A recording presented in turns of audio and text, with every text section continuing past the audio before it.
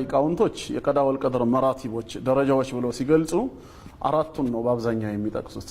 አራቱን አምኖ ግለሰቡ ከተቀበለ በቀዳ ወልቀድር አምኗል ይላሉ።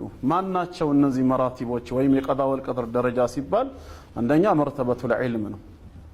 በአላህ ሁሉን አዋቂነት እናምናለን። ፈጣሪ አምላካችን አላህ ከዚህ በፊት ተፈጽሞ ያለፉ ፓስት የሆኑ ነገሮችን ሁሉ ያውቃል። ገና ወደፊት ያልተፈጸሙ ሊመጡ ያሉ የሚሆኑ ነገሮችን ሁሉ ፊውቸሩንም አላህ ያውቃል። በአሁን ሰዓት እየተፈጸሙ ያሉ ፕሬዘንት የሆኑ የራቁ ነገሮችንም አላህ ያውቃል። ፈጽሞ የማይሆኑ ነገሮች ሊሆኑ የማይችሉ እንኳን የመሆን እድል ቢሰጣቸው ምን ሊሆኑ እንደሚችሉ ያውቃል። አላህ በእውቀቱ ምንድነው ሙሉእ የሆነ ጌታ ነው።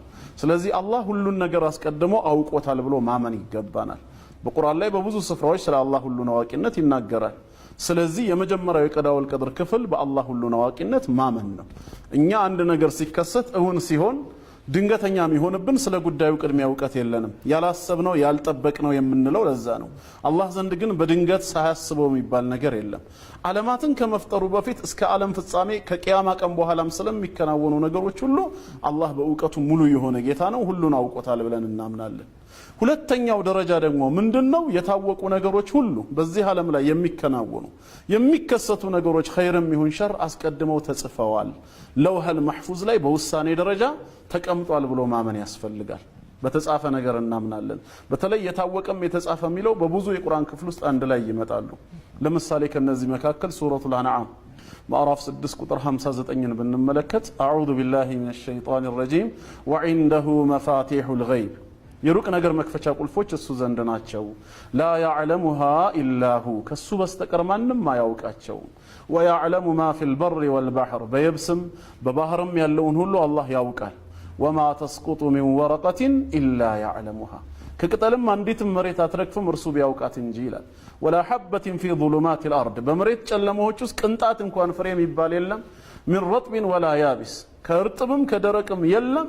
ኢላ ፊ ኪታቢን ሙቢን ግልጽ በሆነው መጽሐፍ ለውሐል መሕፉዝ ላይ ቀድሞ የተጻፈ ቢሆን እንጂ ይላል። ሁሉን አዋቂነቱን ከገለጸ በኋላ ይሄ ሁሉ በዚህ ዓለም ላይ ያለው ቅንጣት እንኳን ሳይቀር አስቀድሞ በመጽሐፍ የተዘገበ ነው የሚለው። ይሄ የሚያሳየን ምንድነው? ሁሉ ነገር ቀድሞ ታውቋል እንደምንለው ሁላ አላህ ዘንድም ተወስኖ ተቀምጧል ተጽፏል ነው የምንለው። በሶስተኛ ደረጃ ደግሞ መርተበቱል መሺአ ይባላል። በአላህ ፍቃድ እናምናለን። በዚህ ዓለም ላይ የሚሆኑ ነገሮች ሁሉ ያለ አላህ ፍቃድ ያለሱ ይሁንታ በፍጹም ሊሆኑ አይችሉም። ከአላህ ቁጥጥር ከሱ ግዛትና ፍቃድ ውጪ በሆነ መልኩ ማንም እንቅስቃሴን ማድረግ አይችልም። እያንዳንዱ እንቅስቃሴያችን ምንም ነፃ ምርጫ ቢሰጠንም ፍቃድ ቢኖረንም በጌታ አላህ ይሁን ባይነትና በሱ ፈቃጅነት ነው ዓለም ላይ ማንኛውም ክንዋኔ የሚከናወነው። እኛ ፍቃድ ስላለን ከአላህ ፍቃድ መውጣት እንችላለን ማለት አይደለም። ከሱ ቁጥጥር ከሱ ግዛት ወጥተን የፈለግነውን እንሰራለን ማለት አንችልም። ወማ ተሻኡነ ኢላ አን የሻ አላህ ብሏል። ማንኛውም የምንሻውን ነገር እውን እንዲሆን እንዲከሰት አላህ ሲሻለን በስተቀር እንጂ አይሆንም ነው። ስለዚህ ሁሉም ነገር በአላህ ፍቃድ ነው። ፈማ ሻአ አላሁ ካን ወማ ለም የሻ ለም የኩን አላህ የሻው የፈቀደው ሁሉ ይሆናል። እሱ ያልሻው ነገር በጠቅላላ አይሆንም ነው። አራተኛውና የመጨረሻው ደረጃ መርተበቱል ኸልቅ ወልኢጃድ መፍጠርና ማስገኘት። አጠቃላይ አላህ የሁሉም ነገር ፈጣሪ ነው፣ አስገኝ ነው። አላሁ ኻሊቁ ኩሊ ሸይ እንደሚለው አላህ የሁሉ ነገር ብቸኛ ፈጣሪ ነው። ከሱ ውጭ ያለው ሁሉ ምንድነው? ፍጥረትና ግኝት ነው። አላህ ብቻውን ነው ዓለማትን ሁሉ ነገሩን የፈጠረ። እነዚህ